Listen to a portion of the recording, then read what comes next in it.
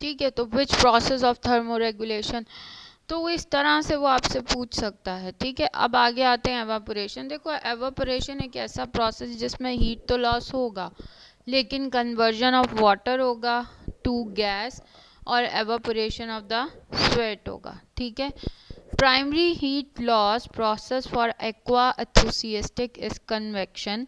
उसने कहा जो प्राइमरीली हीट लॉस का प्रोसेस है एक्वा एंथुसियास्ट जो थे वो कन्वेक्शन था।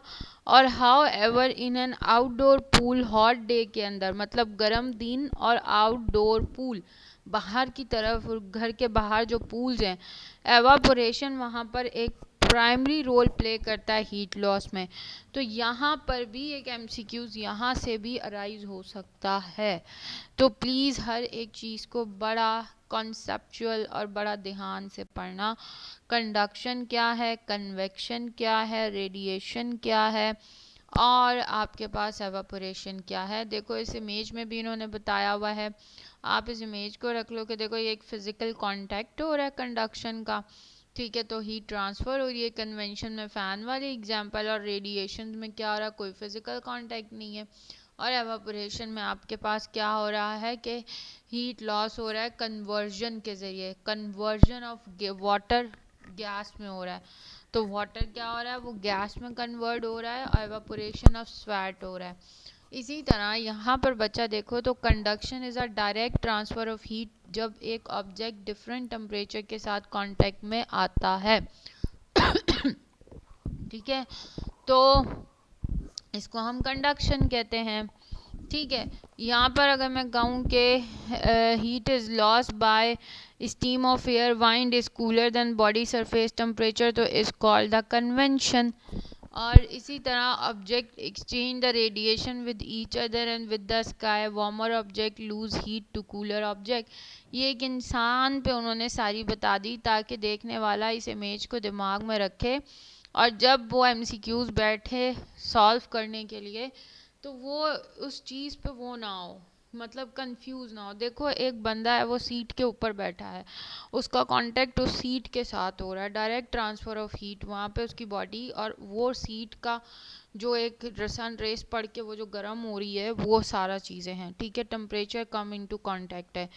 कन्वेक्शन में देखो तो वाइंड्स गर्म हवाएं चल रही हैं जो उसकी बॉडी को अटैच हो रही हैं। ठीक है, और सर्फ बॉडी के सरफेस टेम्परेचर को क्या कर रही हैं, कूलर कर रही हैं या ठंडी हवाएं चल रही हैं, वॉट एवर जो भी है। और यहाँ पर रेडिएशंस में देखो तो एक ऑब्जेक्ट है। अब रेडिएशन हर तरह से हो सकती है, सोलर के ज़रिए डायरेक्ट रेडिएशन भी हो सकती हैं, ठीक है, या अलग तरह से भी हो सकती हैं। इसी तरह एवापोरेशन में देखो कि वाटर बॉडी सरफेस से निकल रहा है, ब्रीथिंग हो रही है, पैसेज कूल द बॉडी। ठीक है, तो ये बड़े बच्चों वाले अंदाज में मैंने बहुत लंबा करके आसानी से बता दिया ताकि आप लोग इसमें कंफ्यूज ना हो। और please I am again repeated now कि प्लीज़ हर एक पॉइंट को बहुत बहुत बहुत ध्यान से पढ़ना बच्चा, और देख के पढ़ना। ठीक है, अब आगे चलते हैं टाइप्स ऑफ टेम्परेचर के ऊपर। देखो मैंने कोर टेम्परेचर के बारे में बात की थी कि 2 टाइप्स ऑफ टेम्परेचर होते हैं, और मैं आगे उसको डिस्कस करूँगी और उसके बारे में बात करूँगी। ठीक है, मैंने यहाँ पे देखो जो कोर टेम्परेचर होता है ना, वो टेम्परेचर होता है deep tissue of the body, जो बॉडी के अंदर डीप टिश्यूज़ हैं उनके टेम्परेचर की बात हो रही है, जैसे एब्डोमिनल और पेल्विक कैविटीज़ हैं, ये कांस्टेंट होते हैं। ठीक है, कोर टेम्परेचर जो है वो कांस्टेंट रहेगा। जो सरफेस टेम्परेचर है ना, वो स्किन का टेम्परेचर और सबकुटेनियस टिश्यूज़ का टेम्परेचर है। ठीक है, तो surface temperature is the skin temperature और सबकुटेनियस टिश्यूज़ टेम्परेचर। और ये जो है ये बेटा फ्लक्चुएट करेगा। ठीक है, और डिपेंड करता है कि बॉडी को ब्लड सप्लाई, स्किन की जो बॉडी जो आपकी स्किन है उसको ब्लड सप्लाई किस तरह की मिल रही है। ठीक है, और अमाउंट ऑफ हीट कितना आपका एक्सटर्नल एनवायरनमेंट में लॉस हो रहा है।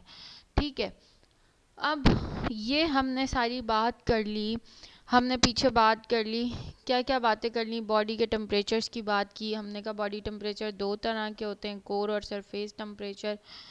अच्छा बेटा, एक और चीज़ है जो आपके बुक में दी गई है इमेज, और मैं इसे एंड में डिस्कस करूँगी related to body temperatures.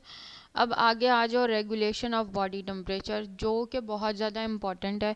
Please इस स्लाइड पे भी फोकस करना, ठीक है, सही है, और इसको ध्यान से पढ़ना। और इसमें से भी बहुत सारे 2 MCQs यहाँ से भी अराइजेस हो सकते हैं, ठीक है। अभी तक हम जो वाइटल साइंस में पढ़ रहे हैं जस्ट बॉडी टेम्परेचर्स के बारे में पढ़ रहे हैं। अभी हमने टाइप्स ऑफ बॉडी टेम्परेचर्स नहीं पढ़ा है।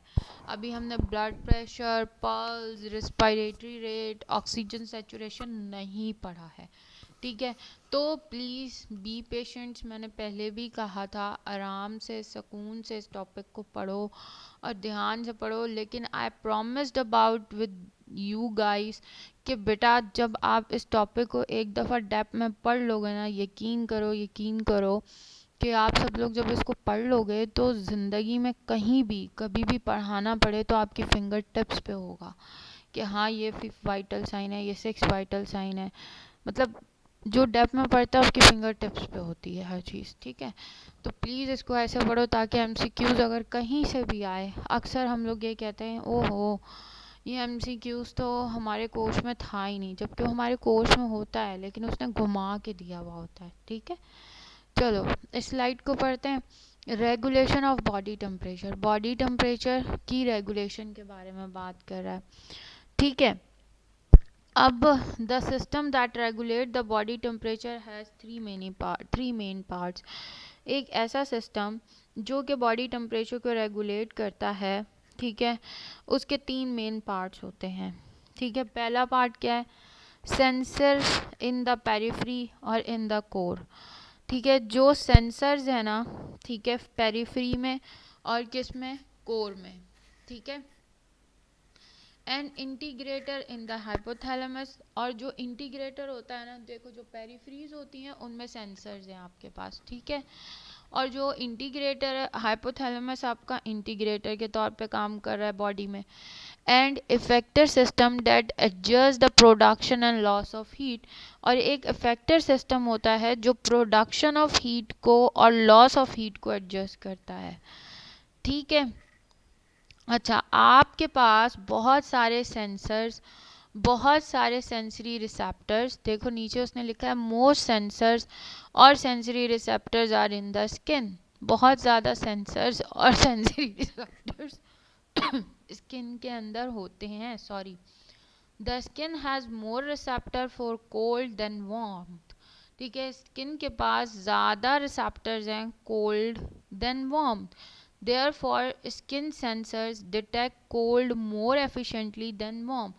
तो जो स्किन के सेंसर्स हैं, क्योंकि वहाँ पर कोल्ड के रिसेप्टर ज़्यादा हैं वार्म के मुकाबले में, तो इसलिए स्किन के सेंसर कोल्ड को ज़्यादा एफिशिएंटली वार्म के मुकाबले में डिटेक्ट कर लेते हैं। When the skin become chilled over the entire body, 3 physiological process to increase the body temperature takes place. जब भी स्किन चिल्ड होती है इंटायर बॉडी के अंदर, तो 3 फिजियोलॉजिकल प्रोसेसेस ऐसे होते हैं जो कि आपके बॉडी टेम्परेचर को इंक्रीज करते हैं।